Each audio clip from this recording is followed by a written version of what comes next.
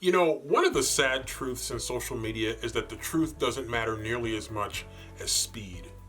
And we see it more and more in breaking news situations where it is so important for some people, whether it's media outlets, whether it's bloggers, whether it's social media influencers, whether it's just your friend down the street or your buddy in the class that you take in the morning, or the person that you cross paths with at the lunchroom. Everybody is interested in just being first. Everybody is interested when they see a rumor that pops up that, hey man, we gotta run with it, man. This is big. This is huge news, and we've seen it recently in the Kobe Bryant tragedy with the 9 people aboard the helicopter that crashed and took those precious lives. And so many people were just really out to be first. Everybody was just jumping over each other, trying to get whatever they could out first, and in many cases we were getting misinformation. And I remember just sitting back and just saying, man, hang on here. Let's let this story cook a little bit first, and let the media have a chance to get it right, so I can have multiple sources to really be able to speak intelligently about it. And I don't think I ever posted anything on Facebook, but I did tweet some things after I think multiple sources had really been confirming some of the details, as opposed to people who were just being like, social media investigative journalists from their living room. And so it was really important to wait.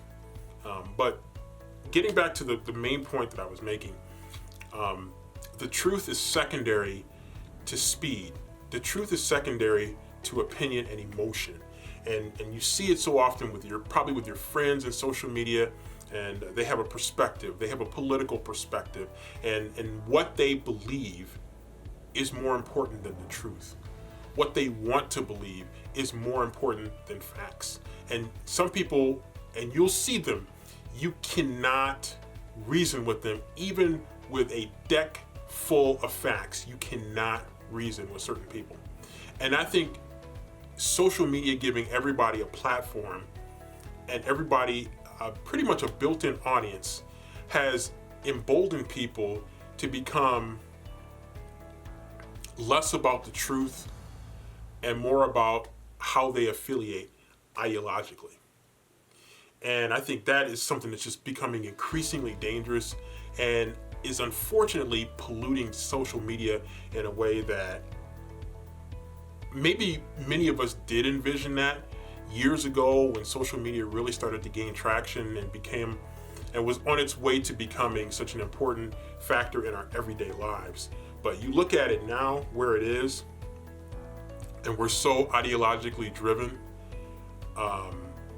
We're so engaged in identity politics, which is, there's merit for some people and in some ways, but when it becomes so obsessed that you ignore even the most obvious facts, when you become completely unreasonable and irrational, that's where it becomes problematic.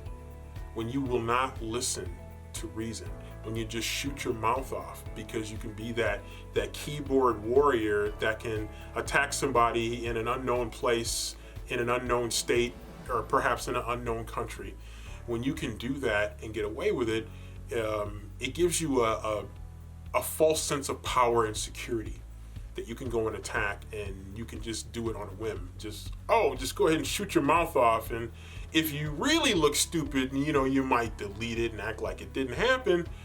But chances are you'll just stand by it and you'll argue, because ideologically, that's what you believe.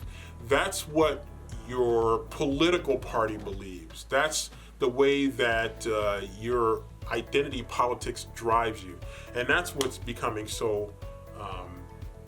what's making social media so bad for a lot of people, and maybe perhaps motivating more people to disconnect from social media increasingly, as it becomes, for some people, just plain toxic.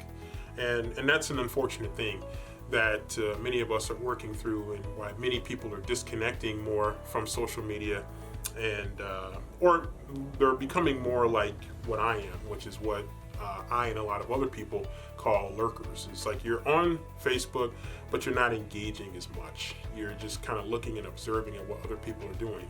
Sometimes laughing, sometimes crying, sometimes seething, but you're watching what other people are doing. And good, bad, and ugly, you get a chance to see it all, even if you don't choose to react to what you're seeing.